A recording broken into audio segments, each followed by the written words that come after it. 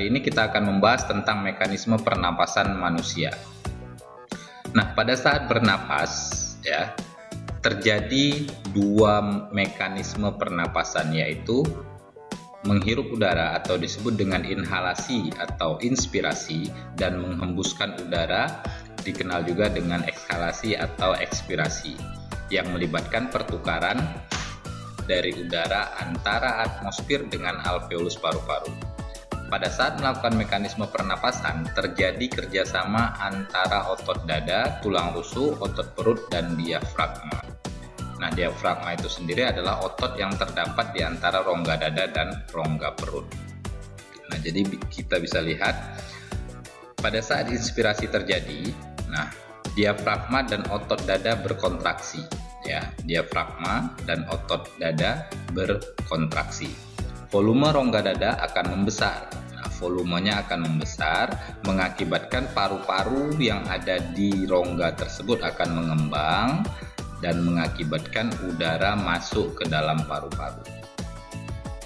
Nah, kebalikannya adalah mekanisme yang terjadi pada saat ekspirasi, di mana diafragma dan otot dada berelaksasi. Oke. Kemudian volume rongga dada kembali normal, maka paru-paru pun kembali normal pada ukuran semula. Nah, pada saat yang bersamaan udara yang terdapat di dalam paru-paru akan keluar. Nah, begitu mekanisme pernapasan yang terjadi. Nah, dalam satu kali bernapas terdiri atas satu kali inspirasi dan satu kali ekspirasi. Berdasarkan aktivitas otot-otot pernapasan, bernapas dengan membesarkan dan mengecilkan volume rongga dada disebut dengan pernapasan dada. Begitu juga jika kita membesarkan dan mengecilkan volume rongga perut, itu disebut dengan pernapasan perut. Jadi ada istilah pernapasan dada dan pernapasan perut. Nah, bagaimana frekuensi pernapasan pada manusia? Kita lihat apa itu frekuensi pernapasan.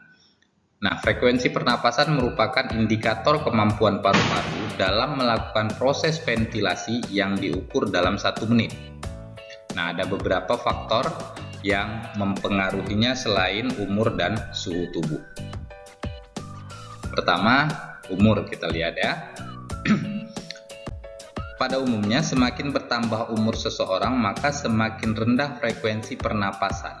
Hal ini berhubungan erat dengan makin berkurangnya proporsi kebutuhan energi. Lalu kemudian yang berikutnya, faktornya adalah jenis kelamin. Pada umumnya laki-laki akan lebih banyak bergerak sehingga lebih banyak memerlukan energi. Nah, kebutuhan oksigen dan produksi CO2 pada laki-laki juga meningkat lebih tinggi. Lalu yang ketiga adalah suhu tubuh. Semakin tinggi suhu tubuh, maka frekuensi pernapasan itu akan semakin cepat. Lalu kemudian posisi tubuh. Nah, posisi tubuh sangat berpengaruh terhadap frekuensi pernapasan. Ya, jadi kalau misalnya posisi tegak dengan posisi berbaring itu lebih banyak membutuhkan frekuensi pernapasan pada saat kita tegak dibanding kita posisi berbaring. Kemudian kegiatan atau aktivitas tubuh ya.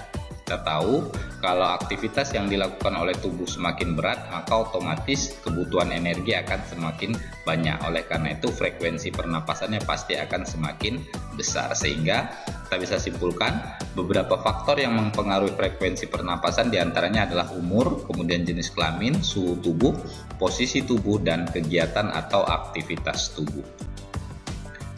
Nah, kita lihat volume pernapasan pada manusia. Ada beberapa istilah dalam volume pernapasan ini. Yang pertama adalah volume tidal, yaitu volume udara yang keluar masuk paru-paru saat tubuh melakukan inspirasi atau ekspirasi biasa. Nah, volumenya sekitar 500 ml. Jadi saat pernapasan biasa ya, itu volumenya sekitar 500 ml. Kemudian ada volume cadangan ekspirasi atau disebut dengan volume suplementer.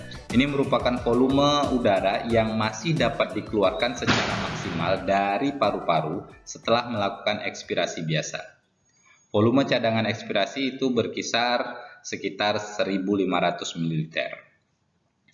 Kemudian ada volume cadangan inspirasi ya, atau volume komplementer, yaitu volume udara yang masih dapat dimasukkan ke dalam paru-paru setelah melakukan inspirasi secara biasa. Volume cadangan inspirasi ini jumlahnya sekitar 1.500 ml. Lalu kemudian ada volume residu ya, atau volume sisa, yaitu merupakan volume udara yang masih tersisa di dalam paru-paru meskipun telah melakukan ekspirasi secara maksimal. Nah, volume residu ini berkisar 1000 ml. Nah, kemudian ada istilah kapasitas vital paru-paru, yaitu total dari volume tidal ditambah volume cadangan ekspirasi ditambah volume cadangan inspirasi. Nah, kita lihat volume tidal 500 ditambah volume cadangan ekspirasi 1500, volume cadangan inspirasi 1500, sehingga totalnya kapasitas vital paru-paru itu sekitar 3500 ml. Lalu kemudian ada istilah kapasitas total paru-paru.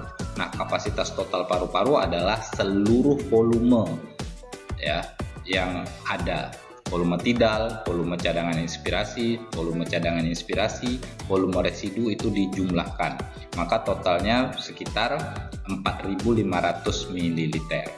Nah, ini beberapa istilah dalam volume pernapasan pada manusia. Selanjutnya kita lihat beberapa gangguan ya, gangguan pada sistem pernapasan manusia dan bagaimana upaya untuk mencegah atau menanggulanginya. Pertama ada penyakit asma.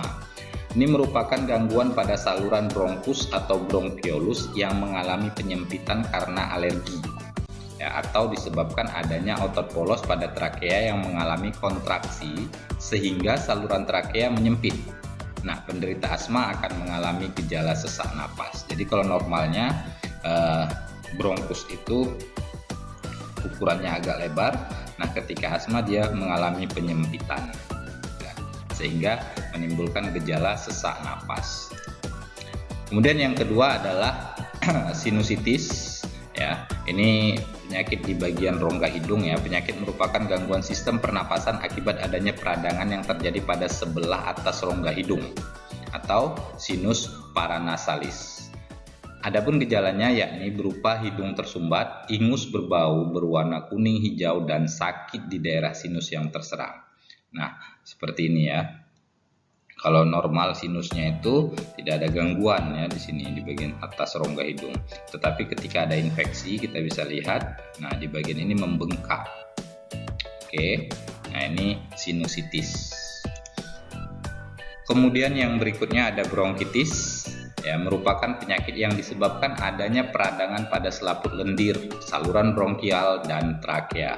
Seseorang yang mengalami penyakit ini akan mengalami dada nyeri, batuk, dan sesak napas. Jadi adanya peradangan ya di selaput lendir, kemudian di saluran bronkial ya di sini terdapat lendir mukus seperti ini, sehingga mengakibatkan nyeri dan sesak napas serta dibarengi dengan batuk. Kemudian yang berikutnya ada TBC atau tuberkulosis.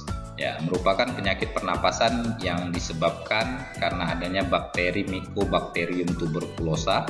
Penyakit ini bisa menular melalui udara. Penderita akan mengalami peradangan pada dinding alveolus sehingga difusi oksigen akan terganggu. Jadi ada peradangan ya di dinding daripada alveolusnya. Ya, kalau peradangan itu melebar ya, apalagi kalau semua dinding alveolus mengalami peradangan, maka secara otomatis pertukaran daripada oksigen itu sangat terhambat dan sangat terganggu. Selanjutnya ada namanya emfisema, ya, merupakan penyakit pernapasan yang terjadi karena adanya perobekan pada alveolus sehingga daerah pertukaran gas menjadi lebih kecil. Nah, dindingnya mengalami perobekan ya pada alveolus ini. Harusnya alveoli itu melebar seperti ini, mengembang seperti ini, tetapi karena adanya perobekan ya, sehingga mengakibatkan gas yang bertukar itu lebih kecil dibanding normal. Nah, kemudian ada yang sedang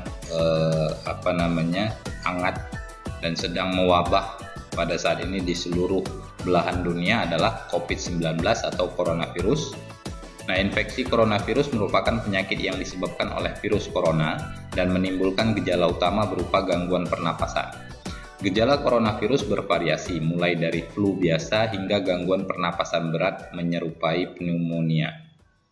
Gejala corona yang umumnya dialami mereka yang mengalami infeksi coronavirus adalah demam tinggi, ya, kemudian disertai menggigil, batuk kering, pilek, hidung berair dan bersin-bersin, nyeri pada tenggorokan, serta sesak napas. Ini pada umumnya. Tetapi ada juga yang sekarang ini tanpa gejala atau yang dikenal dengan OTG, ya, orang tanpa gejala. Jadi memang kita harus waspada. Oleh karena itu protokol kesehatan itu tetap harus kita laksanakan, ya. Memakai masker kemanapun kita pergi, kemudian selalu mencuci tangan, ya, dengan air yang mengalir tentunya, dan menjaga jarak, hindari kerumunan. Nah, itu merupakan cara bagaimana mencegah virus itu masuk ke dalam tubuh kita.